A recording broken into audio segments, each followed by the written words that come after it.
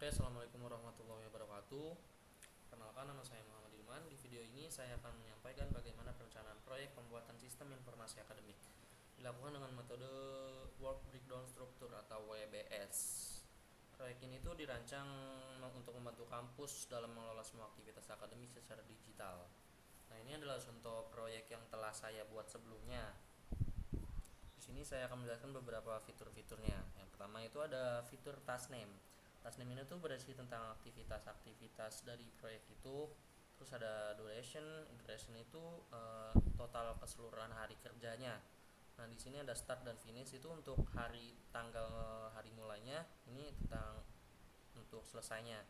Terus ada predecessor. Nah, predecessor itu apa sih? Nah, predecessor itu tugas-tugas yang harus diselesaikan terlebih dahulu sebelum tugas lainnya bisa dimulai. Terus selanjutnya ada resource name. Resource name itu jabatan-jabatan yang kita kerjakan untuk proyek kita gitu. Oke, mungkin kita langsung aja ke blank projectnya untuk memulainya. Di sini kita menentukan projectnya itu di sini di project information. Nah, di sini itu untuk menentukan tanggal mulainya. Mungkin kita akan mulai di tanggal 1 Juli kayaknya ya. Oke. Ini kita langsung enter aja. Terus di sini karena saya udah ada tas-tasnya, jadi kita salin aja yang tadi ya. Sebentar, kita salin yang ini aja. Nanti kita tinggal ngisi-ngisinya aja gitu. Bentar.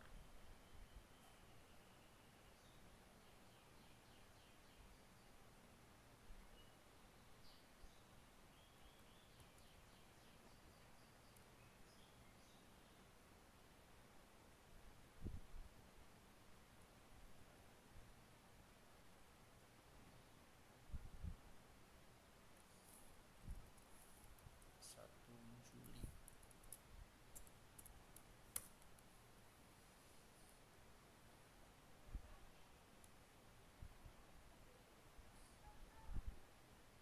Nah, ini udah ada nih, tinggal sebentar kita rapihin sedikit ya.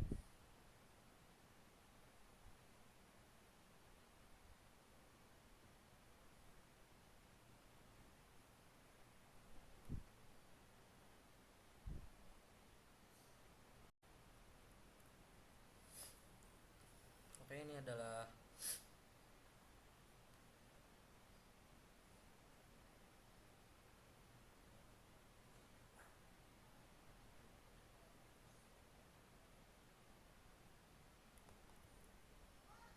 di sini kita akan mulai di tanggal 1 Juli. Bentar, kita mulai di 1 Juli.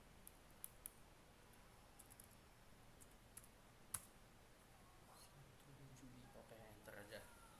Nah, di sini udah mulai nih, startnya 1 Juli. Nah, langkah selanjutnya itu kita akan mengisi harinya. Sebentar, kita rapiin dulu biar kelihatan. Oke, ini agak ke kemanin aja dulu. Oke. Nah, ini buat pengisian harinya ini kita harus melihat dulu gitu kelayakannya.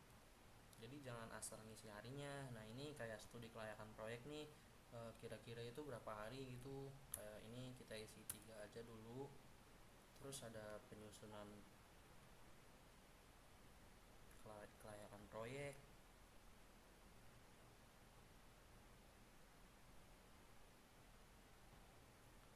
Nah, penyusunan kelayakan proyek kita isi 2 hari. Terus ada persetujuan manajemen. Persetujuan manajemen itu kita isi 1 hari aja. Terus ada identifikasi stakeholder, kita isi 2 hari. Terus ada penunjukan project manager satu persatu.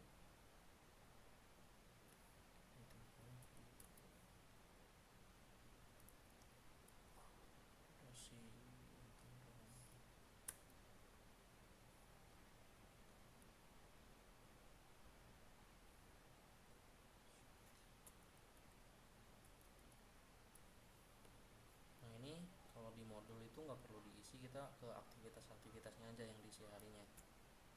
Ini 2 juga, ini 3, ini Ini wawancara dengan stakeholder, kita 2 aja. Kuesioner 2, studi sistem lama juga 2. Oke, kebutuhan selanjutnya ada dokumentasi kebutuhan pengguna 2 hari, review dan validasi 2 hari juga. Belum pencet 2, ini 2 juga. Terus analis sistem ini 3 aja. Pencet. Di sini juga bisa nih. Oke, kita klik OK aja. Terus ini 2 lagi. Terus untuk pembuatan use case diagram kita 2 hari. Pembuatan DVD juga 2. Pembuatan DVD level 1 dan 2 juga. 3 deh kayaknya nih. Kita 3.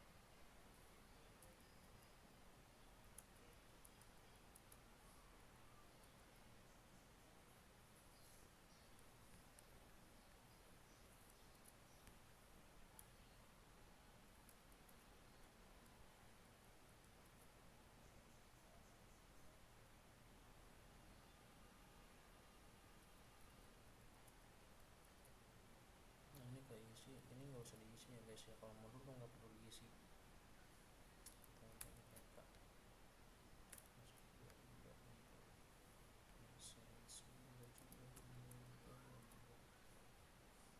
Ini diisi lagi.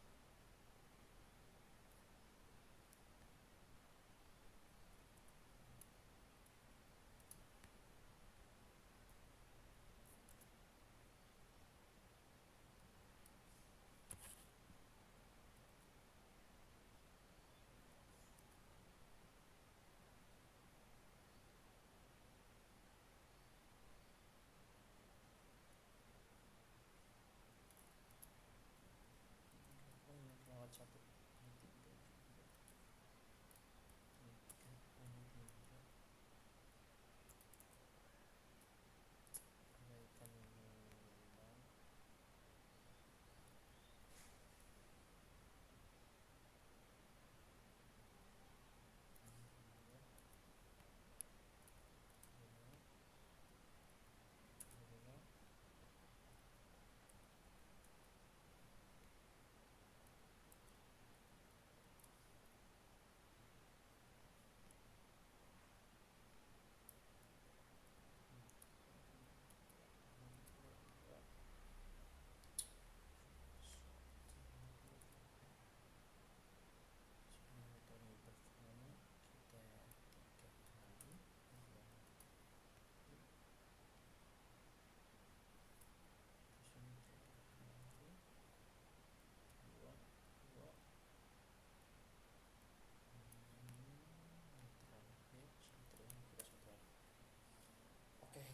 Di sini kita udah mengisi harinya. Selanjutnya kita akan mengisi resource name. Untuk pengisian resource name kita ke bagian sini. tombolnya udah diklik, ini diklik yang ini yang ada resource sheet. Dari situ kita akan mengisi resource name.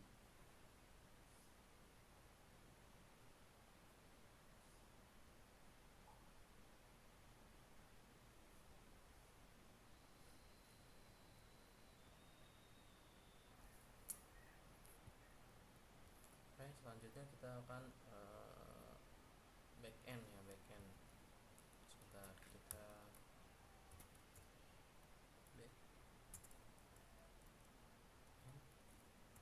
developer. Oke, backend udah, karena biasanya ada backend berarti ada front end ya, betul. Front end developer.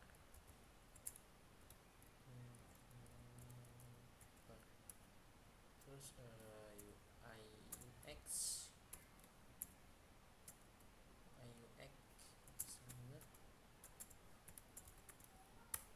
ada tester, lalu kita ada technical writer, ada trainer, terus ada web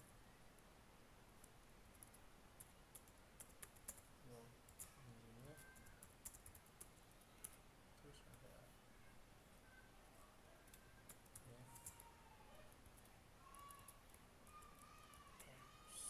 engineer, aduh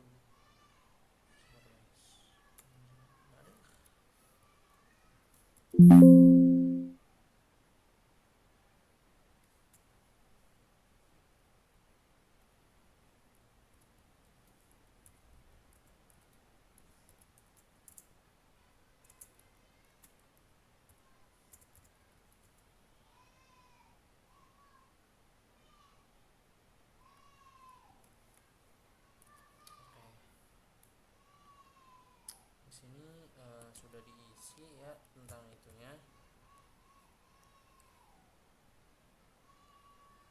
Terus tinggal kita tambahkan di sini nih.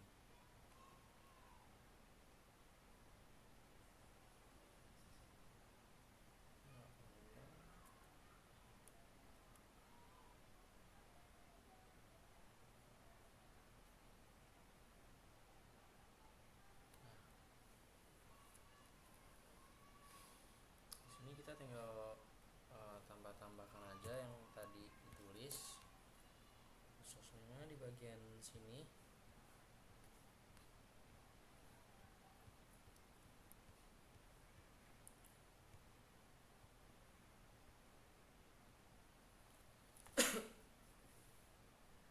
Oke, kita lanjutkan di bagian resource name.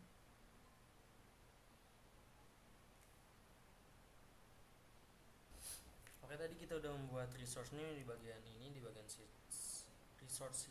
Nah, sebelum kita memasukkan resource name-nya, kita akan menambahkan predecessor-nya dulu. Nah, yang pertama itu ada studi kelayakan. Nah, studi kelayakan itu predecessor-nya nggak ada karena dia pertama gitu ya. Terus di sini ada penyusunan kelayakan proyek. Nah, penyusunan kelayakan proyek itu kan terjadinya setelah si proyek pertama ya, yang studi kelayakan proyek ya. Jadi kita akan menulis nomor 3 sesuai di situnya. Oke, selanjutnya ada persetujuan manajemen. Persetujuan manajemen itu dilakukan setelah penyusunan kelayakan proyek. Nah, jadi kita akan menulis nomor 4. Oke, begitupun selanjutnya.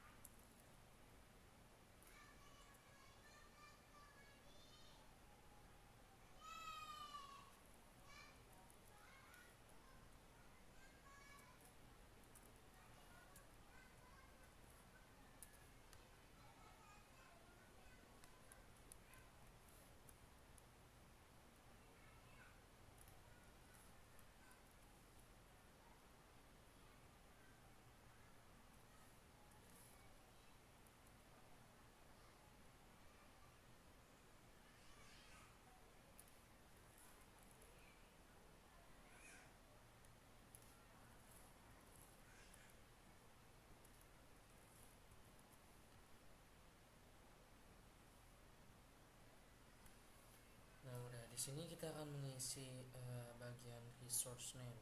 Sebelumnya mohon maaf tadi saya ada sedikit salah penulisan. Oke, kita ke bagian resource name. Nah, ini di studi kelayakan yang pertama. Nah, di sini ada beberapa pilihan. Nah, ini tuh pilihannya dari resource yang kita buat sebelumnya. Di sini pilihannya bisa di checklist atau bisa juga ditulis pakai inisial, misal P gitu, nanti langsung muncul sendiri gitu. Tapi kita karena kalau ada beberapa resource yang mau dipilih itu di checklist saja ya teman-teman. Di sini saya akan memilih buat studi kelayakan proyek itu sistem analis saja. Sistem analis, langsung mencet enter aja. Yang kedua buat penyusunan kelayakan proyek. Penyusunan kelayakan proyek itu project manager, technical writer aja. Oke, yang selanjutnya ada persetujuan manajemen.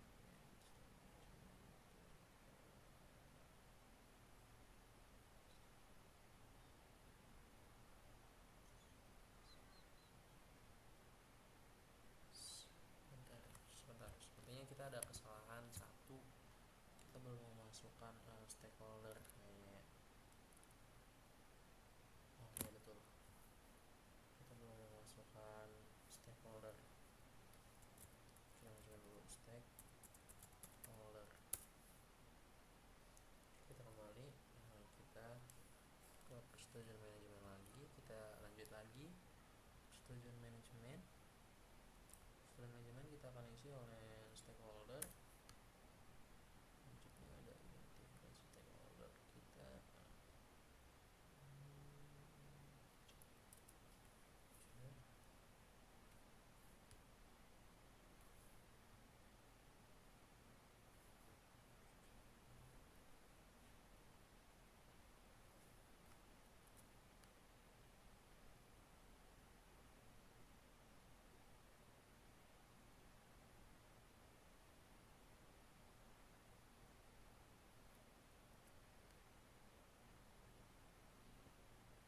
Ini kalau kick off meeting kan ya, kalau meeting tuh kan semua ya, jadi semua resource itu di checklist aja di bagian meeting. Checklist.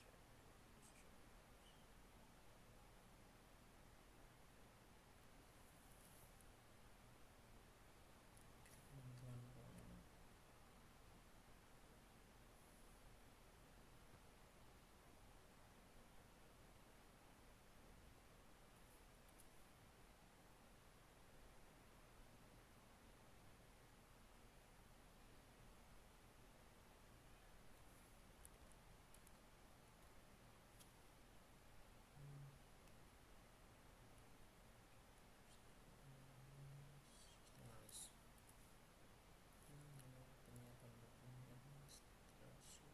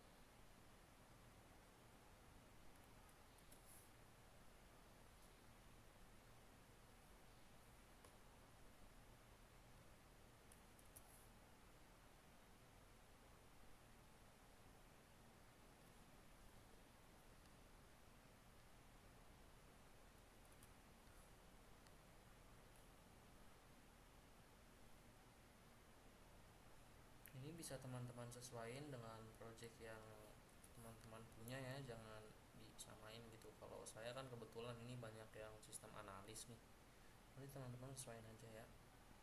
Lanjut ke review dan validasi kebutuhan.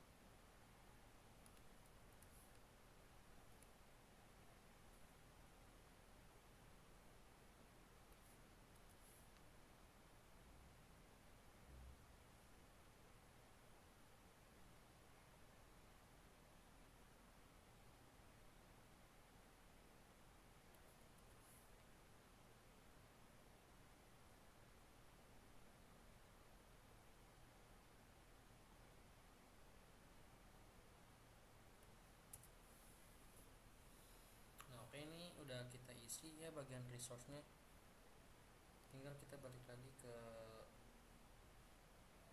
bagian resource sheets. Nah, di sini ada yang merah. Ini karena kita sistem analis kita bekerja melebihi batas waktu. Sebenarnya gampang untuk menghilangkan merah-merahnya, kita tinggal menambahkan si sistem analisnya. Kita ubah jadi 3%. 300 maksudnya, maaf salah.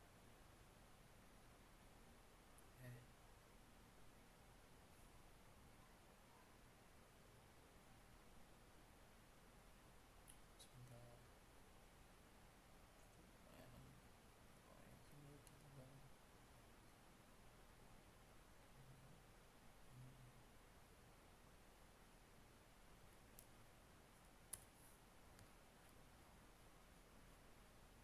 Oke.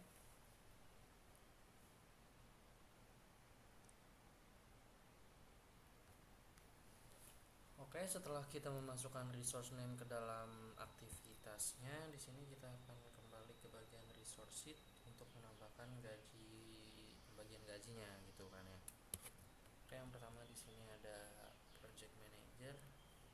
Project manager tuh berarti jabatan paling tinggi di proyek ya. Jadi kita akan menggaji dia 1 juta.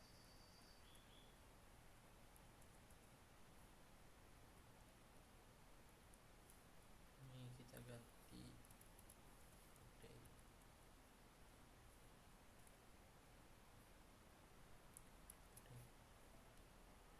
Terus ini ke sistem analis.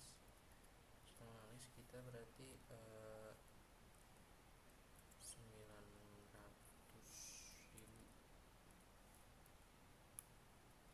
per hari.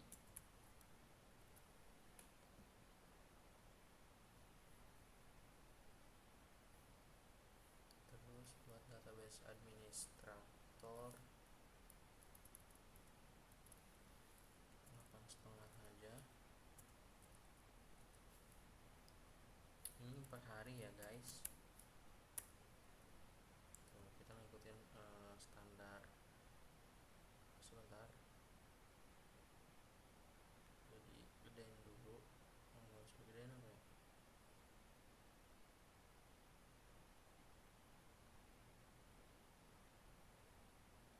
Oh iya, kayaknya nggak bisa digedein.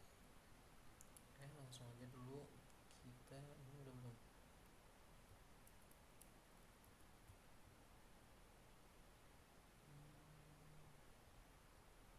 Oke, ini udah. Nah, kita kesini ke backend developer. Backend developer kita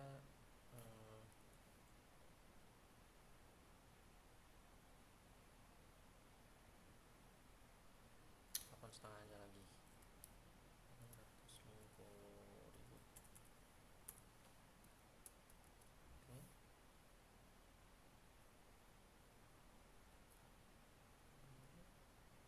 Nah, sudah. Ini kita ke front end. Di front end kita 800 saja. 800.000. Oke, kita ke bagian UI UX.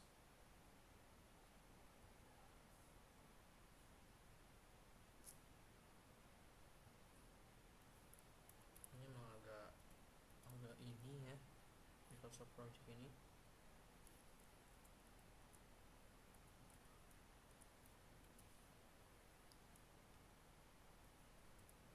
Kemudian QA kita 7,5. Terus ke technical writer kita 700. Terus ke iklannya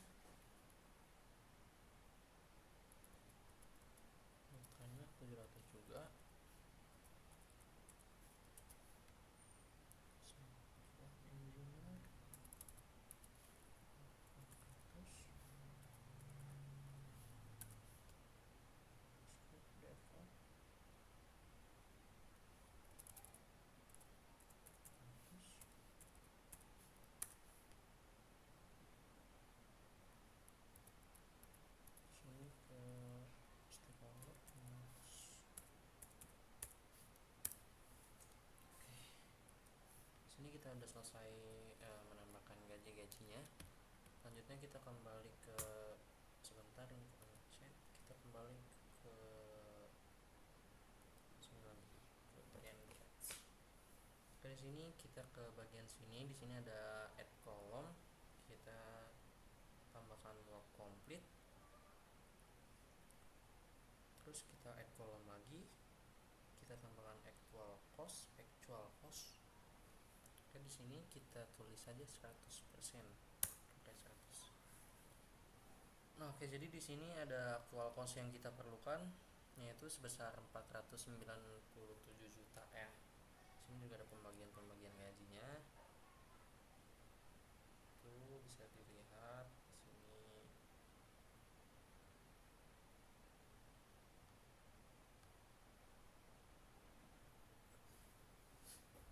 Oke, ini adalah hasil dari ininya ya, dari actual cost.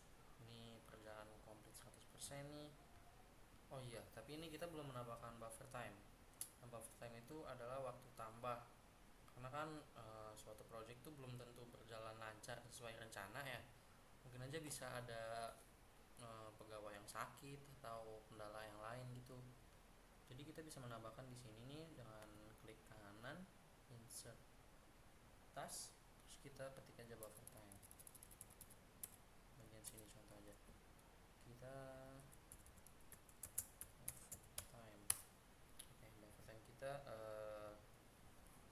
berapa hari ya? Buat contoh kita 3 hari aja.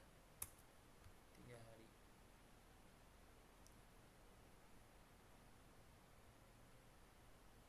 Terus yang ini yang ada di sini berarti nih. Technical writer, stakeholder, system analyst, project manager. Tadi apa aja yang di situ? Technical, back and all semua. Oh iya, berarti semua aja nih kita checklist.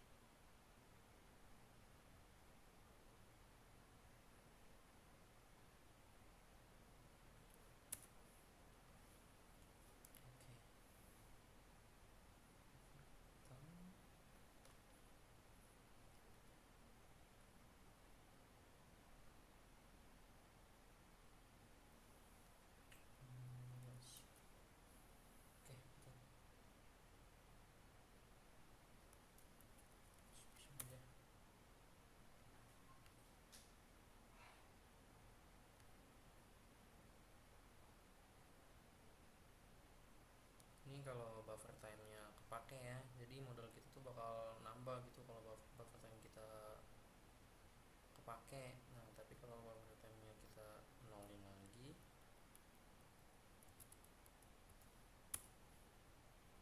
ini tadi di sini sih.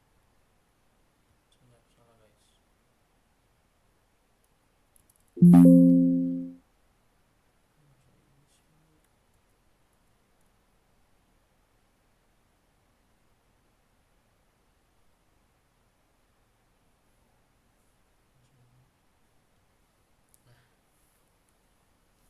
Jadi kalau kita ngisi buffer time itu margin kita bakal lebih kecil kalau kita nambahin buffer time. Tapi kalau kita enggak, buffer time enggak dipakai, itu margin kita lebih gede gitu. Nah, terus di sini ada bagian report ya untuk melihat burn down. Nah, ini bisa dilihat. Terus di sini juga ada cost overview. Nah, ini adalah total cost keseluruhan. Ini cost yang masihnya nih, ini projectnya nih udah berjalan berapa persen gitu. Nah, di sini kelihatan nih. Tuh. Terus di sini ada apa lagi? Project overview. Nah, ini yang tadi nih buat ngeliat. Terus ada coding test. Sini ada resource, file,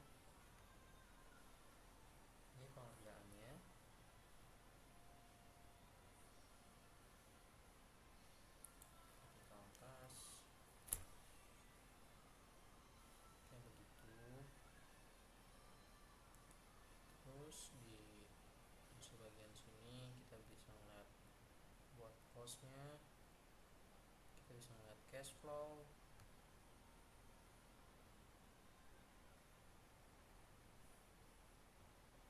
bisa dilihat pengeluaran kita gitu, buat apa ajanya gitu.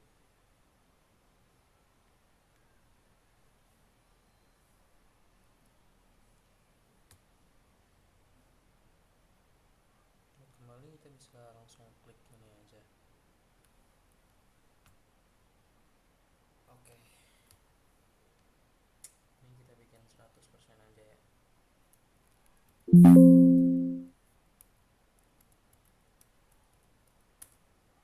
Nah, kalau 100% nanti di sininya juga bakal 100% gitu.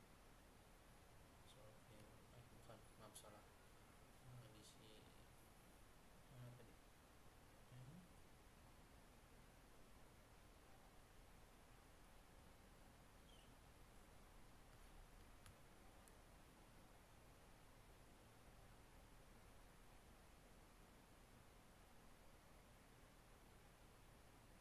Di sini projectnya udah kelar gitu.